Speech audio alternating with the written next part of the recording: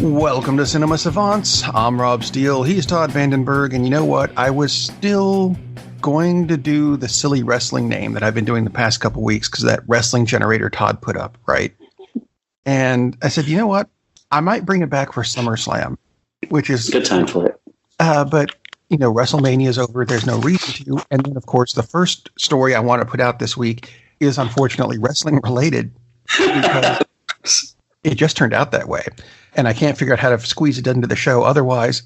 But, and I know, don't turn off the show yet. This is going to affect you. It's going to affect everybody, I think, because it's not a Monday night war like we had at the beginning of the millennium. I pronounced it the way I wanted to. It's going to be another wrestling war, though, because we have the WWE still going to have Monday Night Raw. That's not going to change. SmackDown is moving to Fox on Fridays. But the week it does that, a new wrestling company called AEW is getting a show to take its place on Tuesday nights called Tuesday Night Dynamite. It's showing up on, right now they're debating between whether it'll be on TNT or TBS. Huh? So they've got a big deal going on. They've signed a lot of free agent wrestlers that if you're in wrestling, you go, I know who that is. JR, good old JR, who used to announce with WCW, for Christ's sake, but he also did Monday Night Raw, was very popular there. He's their announcer. That's a pretty big get right there. For a lot of people, he's the voice of wrestling. He is. And that to go with a lot of the free agent wrestlers, a lot of named wrestlers. I guess the two big names being Cody Rhodes and Chris Jericho. But there's a lot of other named wrestlers that it's going to start a war and it's going to be a big thing on TV. What do you see as the top, say, 5 in the company? I mean, next top 3. Let's go, including Rhodes and Jericho. Kenny Omega, who's he's done some stuff in the States, was with the WWE briefly, but he was huge in Japan. Right. In the WWE, there was a guy named Neville, who I don't know why they called him that. He was always Pac in like Ring of Honor and stuff. They signed him. They have signed, and I know you said 5. I'm counting these two together. The Young Bucks out of ROH. And the Young Bucks and Cody Rhodes. He's not Cody Rhodes anymore because the WWE copywrote the name, and since it's not his actual name, it's Cody Runnels. Yeah. He just goes by Cody now. But Cody and the Young Bucks are the ones who started this company. That's right. That's right. I forgot about the Young Bucks involvement. No, Neville, I remember as being they saddled him with like an awful gimmick, not like a Red Rooster level gimmick, but a terrible gimmick. But they did excellent wrestler, excellent. So I mean, that shows a lot of hope. I'm just curious how the storylines will. Well, that's just it. There's no writers. Nice. This is being done solely by the wrestlers. Excellent. So the wrestlers, for a change, have the creative control as opposed to other wrestling where, you know, somewhere there's a room of writers going, and then he says this, you know. Yeah, exactly. And some of the guys they have Kenny Omega and Chris Jericho are both excellent on the microphone if they need it. Yeah, starting with Jericho is like, oh my God. And they'll need it. I mean, because you've got to hype the matches. I mean, it's pro wrestling. But yeah, it'd be interesting to see how the booking goes. Is there any nod on who the booker will be? Or it's my understanding it's going to be the wrestlers are booking themselves. That's interesting. It's going to be different than what we've seen before. That sounds really interesting. If I were them and maybe thinking a more traditional approach, I would give Chris Jericho the book because he's brilliant. Yeah. With all of that, and let him wrestle occasionally. But I think he's smart enough to know that if they went that route, that if he was going to be the commissioner or the president or whatever the bogus role would be, that he would only book himself to lose, to draw heat, that he would never win a title. He would not go down the path that so many of these bookers have done in the past, which really screws up the chemistry that goes on. So, but just the experiment of having them book themselves, very, very interesting to see. I mean, to me, that's worth tuning in. And I haven't watched pro wrestling in a few years because it's become such utter garbage. And I'm not talking. It's just so poorly done. It is. For the most part, the storylines don't make sense, and it's gone so far into the horrible. If it was a good soap opera, that would be okay, but it's not. It's awful. So, unfortunately, very cool, especially that it's going to be on either TBS or TNT, because that's where WCW fought them from. Exactly, and good. That's got a huge reach and exposure. Just taking over the Tuesday night slot. Because people are going to tune in on Tuesday nights, not realizing that it's switched to Fox, and then go, well, where is it? Click, click, click. And we're going to get people who accidentally tune into it and go, this is better. Because I suspect they will. I cannot imagine them watching the first match and not realizing it's better. I don't know if they're listening to JR. They brought JR back. Mm-hmm. Anyway, speaking of wrestling, DC has been wrestling with this casting decision for a while. See, segues. Titans season 2 finally has a Batman, and his name is, and bear with me on this, is it Ian Glenn? Because he's got an extra I in the name. As far as I know, it is. That's what I was thinking, but I'm like, it's Ian. Ian. You've got 3 vowels next to each other, and 2 of them are the same. That's cheating. Anyway, Ian Glenn, you may know him from Game of Thrones. You may know him from Lara Croft Tomb Raider, of which they're also making a sequel, and that's the extent of the news I have on that. But Ian Glenn is going to be playing Batman in season 2 of Titans. I like it. I liked him. I like the role that he plays. I like the way he plays the role, I guess I should say, more to the point in Game of Thrones. And we were talking in pre-pro. There you go. There you go, Ted. I know you're happy. That's our one Ted mentioned for Burr show. Yeah, exactly.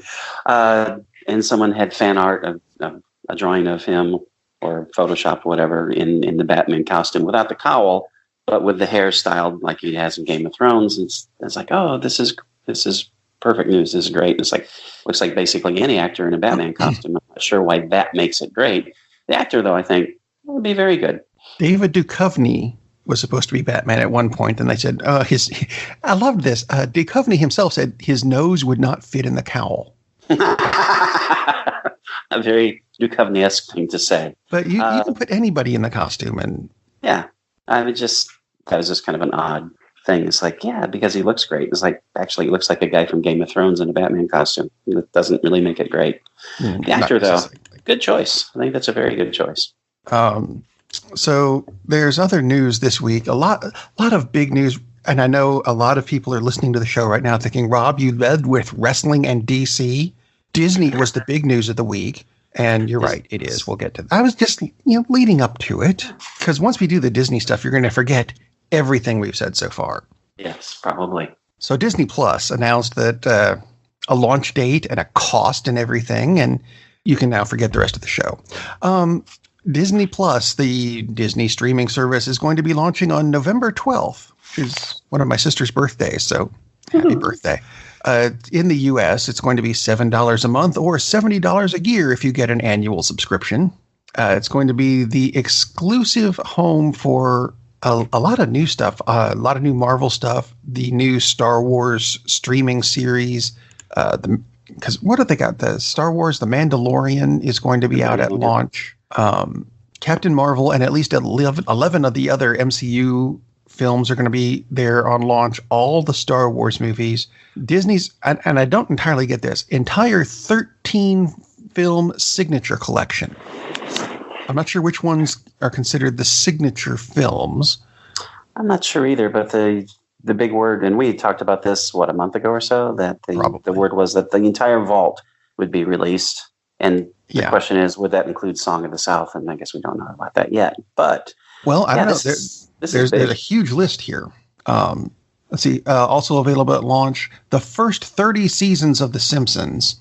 Right, since they own Fox. The live-action Lady and the Tramp film. So apparently it's not going to theaters. Smart. Probably what they should have done with Dumbo. Yeah, I would think. Within the first year, they're going to have all the Pixar movies and shorts, all Disney theatrical releases from 2019 onward. Does not say before. The Marvel series Falcon and the Winter Soldier and What If. The Monsters at Work series, which I'll get to in a minute. Let's see, Star Wars, Clone Wars Season 7. a number of original movies, including one called Stargirl, which confused the crap out of me because isn't that DC's thing? The Stargirl series? Interesting. I picture this as maybe it's a take on Starman, It could the be. 80s movie. Interesting to see where that goes. Other things within the first 2 years, they said there's going to be the untitled Cassian Andor Rogue One prequel series and 2 new other Marvel series for the Scarlet Witch and Vision are getting a series. Loki is getting a series, and they announced it this week. Hawkeye with Jeremy Renner is getting a series. Wow. I can't imagine there are going to be too many households in the U.S. that won't be picking this up at that price point. $7 a month. That's ridiculously cheap. I would get it. Honestly, I would probably get it solely for the Scarlet Witch, Vision, Hawkeye, and Loki series. That enough would be worth it for at least until those series ran through. Yeah. And we'll see if they release them in binge format or weekly format, however Disney plays it. But there's so much, all the Marvel content, a lot of people would sign up just for that. All the Star Wars content, we know for a fact, a lot of people would sign up just for that. This is why Disney stock went up 10% the week they announced this. And this is why Netflix stock dropped 5% the week they announced this. Holy cow. This is just... the price point is what surprises me, happily surprises me. I know it's not on your agenda, but I had looked at Criterion channel. We talked before about how Criterion was part of Filmstruck, and Filmstruck died, and a lot of people were upset, et cetera, et cetera. Criterion has relaunched, which is great, except I meant to have that on the list because it's later in the show, but that's okay. If it's either $10 or $11 a month. $10 a month. Disney's going to be $7. And Disney's going to have a lot more stuff to it. And the Criterion channel, obviously very different target audience, but this is why Filmstruck, they went under because they felt, it wasn't bringing enough revenue. And of course, Warner's didn't feel it was doing enough. Criterion is doing this on their own. Criterion has been around for decades. So they didn't partner. I was curious about that. I was like, okay, who decided this was worth $10 a month or $11, whichever it is? And Criterion themselves. Which is cool. So they don't have to answer to another corporate partner, assuming they get reasonable subscription numbers, 250,000. There were estimates that Filmstruck had in between 250,000 and 500,000, which is a really broad range for estimates, and why that was so far off, I don't know. But they'll be happy if they get 250,000 subscribers. And at that price point, they'll probably be lucky to, because that's, again, all these streaming services. Where do you draw the line? No one's drawing the line at Disney Plus, that's for sure. At that price point, people are going to view that as like a utility. Oh, gotta have it. That's incredibly smart by Disney to put it at that price point. Actually, wanted to ask you something about the Criterion stuff, and then we'll get back to Disney. Don't panic. Was Beetlejuice part of the Criterion collection? I don't think it ever was part of the Criterion collection. Could be. I only ask because that's the only way I can work in the fact that they're not making a Beetlejuice sequel. Yes, I know that's why. Could be, should be, maybe in the future it will be, but it won't be the new version because they ain't going to be one. There ain't going to be one. For the first Tim Burton came out and went, no, can't squeeze it in right now. Oh, darn. Now, there is no news yet on when they're going to be launching the Disney Plus around the world, but It is going to be hitting Europe, Latin America, and Asia. They said within 2 years. I'm like, that's a bit vague. Yeah. But you know what? Actually, if you think about it, Disney's already got 2 other streaming services, if you want to count Hulu and ESPN Plus. True that. And ESPN Plus has been doing really well. Hulu is one of the top 2 or 3, if you want to count it that way. Yeah. So they know what they're doing. And I suspect when this comes out, it's going to be a lot more polished than any of the other startups. Oh, for sure. So, like Criterion, some of the complaints about it is that the database is not that easily searchable. We don't have enough links within, like if you look for a particular director's films, it doesn't bring up, there's a link where I can get all their films. You have to go back to the search box, which is frankly bad. Almost as bad as Amazon's which I haven't looked at that, but their little free streaming service, which is woefully inadequate as far as navigation. It's terrible. I have a hard to figure out how Amazon managed to come up with an interface that bad. See, I think they need to use, I don't know if you're familiar with Kodi, formerly XBMC. I am indeed. That's a brilliant format because you can actually search for director or by genre or whatever. And I'm sure they could use the money. So take it, use it. Yeah. I mean, Kodi, I'm sorry about the Amazon formatting and Criterion both. You can search by director, by actor, whatever. But once you have a film, there are no links there on the splash page for that film. Is like, oh, here are all the other films with this actor. Here are all the other films with this director. It's like, that's really basic. We are in 2019. If Kodi can do that in a program that's available for free. Yeah, and has been for, a long time. For legal purposes only. Let me put that disclaimer in. Thank you. Oh, yeah, absolutely. Let's see, other Disney news this week. And it's weird it's still weird for me to think of this as Disney news. Star Wars, which I still think of as a Fox thing. But Disney owns Fox, and they've owned Star Wars even longer than that. I know. Episode 9. We've got a title and a teaser, which was big. Did you hear how they did the teaser at the Star Wars, what was it? The Star Wars convention they did in, Chicago this week? I did not hear. Because this was brilliant. For those of you who haven't seen the trailer, it's a trailer. I'm not going to, you can't spoil a 2-minute trailer. Yeah. Because if it's in the trailer, you're not spoiling the movie. At the end of the trailer, you hear the Emperor laugh. The way they showed this at the big Star Wars convention thing, the theater was dark, and they showed the trailer, and at the end of it, the Emperor laughed. And everyone went, oh, it's the Emperor. He's back. And they brought the lights back up, and there's Ian McDermott on the stage right under the screen. That's awesome. Ian McDermott, who played the Emperor, and everyone went, oh, we need a cleanup on aisle all of them. That's brilliant. Yeah, this teaser gives me a lot more hope that they're going to go out on a high note with this. So, and the title is, sir? Oh, sorry. The one that makes the least sense. No, as far as titles go, this title has gotten slammed almost as much as Attack of the Clones, because it doesn't make any sense. The Rise of Skywalker. Now, I'm going to be insensitive for a minute. Carrie Fisher's gone now. Yes. So it's not that Skywalker. No. Han is not a Skywalker, and he's dead anyway. Yes. Luke, spoiler, I guess if you haven't seen it yet, died at the end of the previous one. Yes. It's not Rey. That leaves Kylo Ren, technically, as the last standing Skywalker. As far as we know. I'm going to call it now and say it's actually R2-D2 possessed by Luke's spirit. I like the title. And to me, it makes sense because the Skywalkers were the ones who were always getting chased and oppressed by themselves in a way, because the biggest villain in the series, one of the biggest villains ever in film history, was a Skywalker, but turned against what he should have been about. So I like the title. I mean, it's a hopeful title, which you need after the debacle that was the previous movie. Yeah, well, the debacle that's been the entire relaunch. I mean, they're not as bad as the prequels, thank God, because that would be really, well, George Lucas would have to have direct involvement for them to pull that one off. But they haven't been up to the par of the first two. And their Return of the Jedi level to me, which was like, that was okay. But it was too much garbage thrown in for, the kids will love the Ewoks kind of thing. And I realize that's sacrilege for a lot of people. But I don't care. It's not that good a movie.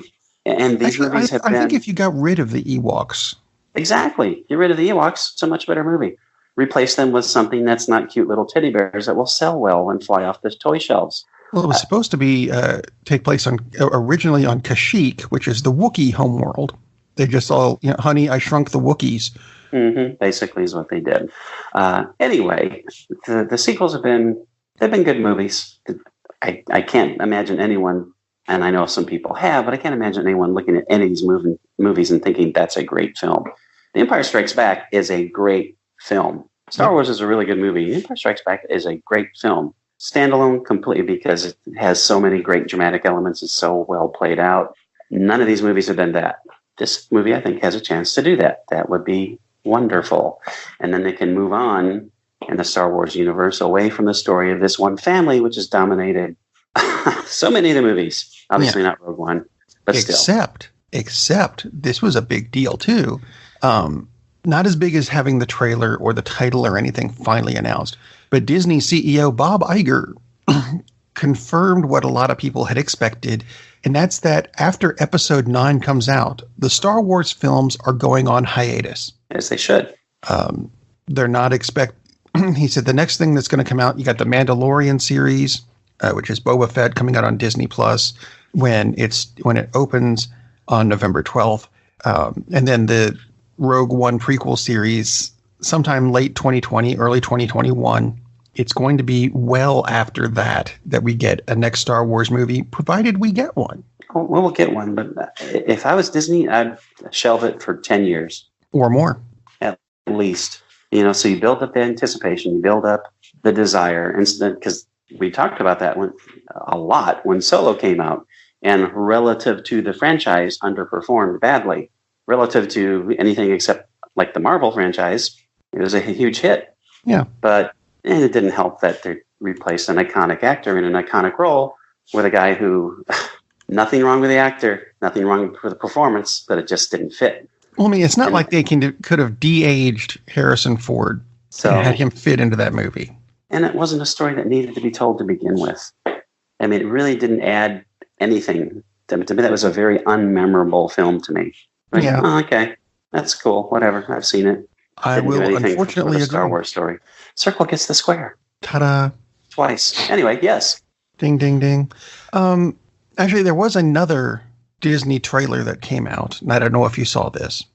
The full trailer for they call it live action. It's CG.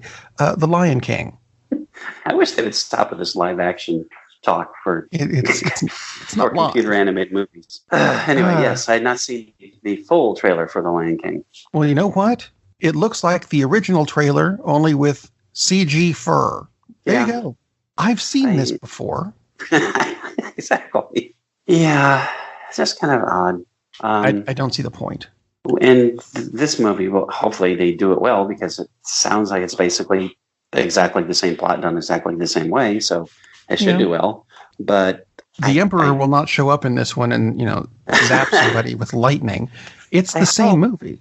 I hope this follows the path of Dumbo and for a Disney level film is a train wreck financially, because let's have some new stories, please.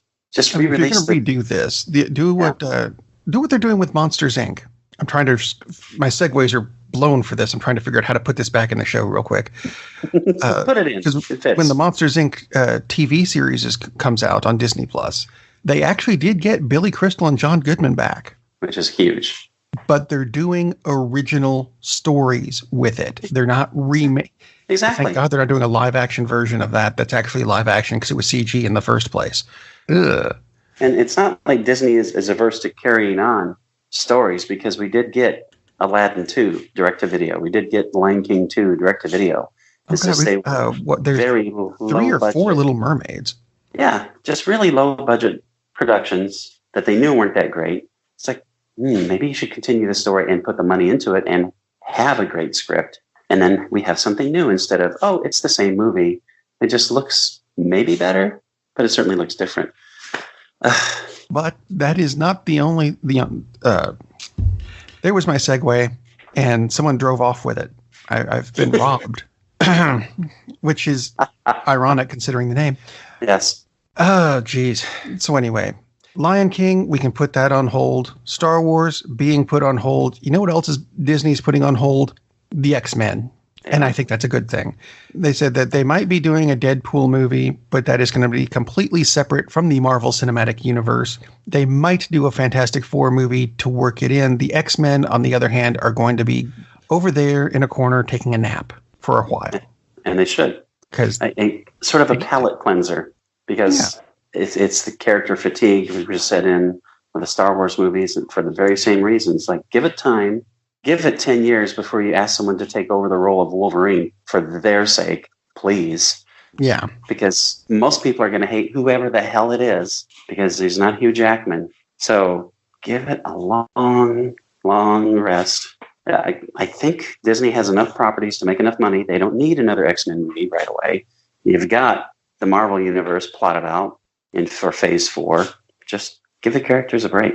Let them sleep. Yeah. And when they wake up, you can actually use the stories that were in the books. How refreshing.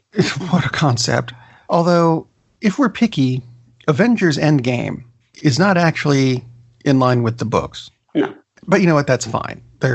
They've done enough of the books, and this one is vaguely based on the book. You can see the book's influence, and that's fine. And the reason I bring up Avengers Endgame is because it has news, too, this week. It is officially a PG-13 movie. Yay. And there's a new clip. Ooh. It actually is the whole leading up to the Thor saying, ooh, I like this one, to Captain Marvel when she doesn't flinch when the big hammer flies by her head. You know what? That's nice. If you want to find it on YouTube, tough. It's been removed. They came out with it on, I think, Monday. I put it in the notes. I said, I'll even give the URL if people want to go see it. And I checked through the notes on Friday, and it was gone. Interesting. It might be out there somewhere. But you know what? You got, 2 weeks? You just can wait. Yeah, pretty sure you'll live. But one of the things that the Russo brothers have said they really want to do, and this ought to be interesting, is they're stepping away from Marvel Studios after Endgame with no immediate plans to return for a few years. But if they do, they said they'd love to come back and do the Secret Wars storyline. Of course, they would. Because and they should. Wouldn't? Yeah, and I think if Marvel gives, considering how well received their work has been critically and made a few bucks, they would be incredibly stupid not to give it to the Russo brothers. Yeah. They've proven they can handle complex storylines, about 10,000 characters, and give everyone their screen time. And for those of you who think that there's a lot of characters in the Infinity War, the Secret Wars had the Avengers, the X-Men, the Fantastic Four, Spider-Man, and a few other assorted good guys. Yeah. On something called Battle World, versus all the bad guys like Doctor Doom, Ultron, Dr. Octopus, Enchantress Claw, Kang, Galactus was there. Pretty much the entire Marvel universe. Yeah. Yeah, so exactly. And that is where Venom came from. It wasn't a meteor. I'm just saying. Yeah, I'm down for the Russo brothers coming back for Secret Wars, which would be good for Phase 5, dare we say. Yeah, there we go. Now, you see, this leads to my next thing, though, because they have said that they wouldn't mind remaking some projects. And some things that are in the works that they have said they might be interested in doing would be The Secret of Nim, which, if I recall correctly, had mice in it. Yep, a very good movie. And the Pink Panther. Not that well known, so that would be good. The Pink Panther. Yeah, again. Interesting. Poltergeist, again. Oh, but maybe a good version this time, as opposed to the remake. It's a mad, mad, mad, mad world. Nice. And this one has already gotten off the ground, apparently. Michael B. Jordan is set to be in the new version of the Thomas Crown Affair. Interesting. Those are the kinds of movies that you remake. I mean, they're well known, but they're not like, you're not remaking a movie that made $1 billion that pretty much everyone has seen. Poltergeist is kind of iffy because they just did do a remake, but then again, it was terrible. So not a bad idea to do that. But Thomas Crown Affair, perfect. And Michael B. Jordan is awesome. That's a terrific job putting him in there. I can totally see him playing almost anything Steve McQueen played. So I'm going to leave the show off with this last one, though, because I know we're going to have to talk about this one on its own, even though it's not exactly a genre that either of us are particularly fascinated with. I don't think it's a musical. Depends. Paramount, and I don't know why, is looking at doing a prequel to Grease. Now, if you don't know Grease, John Travolta and Olivia Newton-John played high school students in 1978. Although, well, that's when the movie came out. It was set in the 50s, I think. Wasn't it the 50s? Yes. Before that? I only vaguely remember them. I put most of this movie out of my head. So I'm thinking a prequel. They're in high school. It's going to be what? Elementary school? Preschool? Daycare? How are you going to make a prequel to something that was... It could be just like the summer before. Doesn't have to be a long time earlier. Point. I imagine there would be a lot of people who would be interested in this because Grease is an insanely popular film still. Zac Efron's going to star in it. I know he is. As he should. As Pinky. That would be awesome. There you go. Yeah, I'm not surprised. And I'm sure if it's done relatively well, we'll make a ton of money. I won't be one of the ones watching it. No, but I've got daughters. You'll see it. Ha ha. Yeah. Damn it. So that brings us to the end of another Cinema Savants episode. Although I will tell you this, because we have Cinema Savants news. We decided this just before the show, not in pre-pro, so we can mention Ted again, but just before the show. Just saying. We're moving the review show. It's not going to be on Fridays anymore, although it will be available. You can listen to it then if you want to. It'll be on Thursdays. That way you can listen to the reviews and have time to plan your weekend around what we tell you to watch. Yeah, that's what I... Yes. You know what I mean. And you will watch what we tell you to watch, by golly. You watch movies so we don't have... No, wait, that's backwards. Anyway, go out, have a good week, and while you're at it, get out and go see a movie. Captain, we're losing power in the warp engines. I think we should be leaving now. I'm going to go home and sleep with my wife. And on that unusually harmonious bombshell, it is time to end. I am very disappointed! Man, we have a weird job. It's shameful, but, it's a living. And like that, he's gone. Darn, that's the end.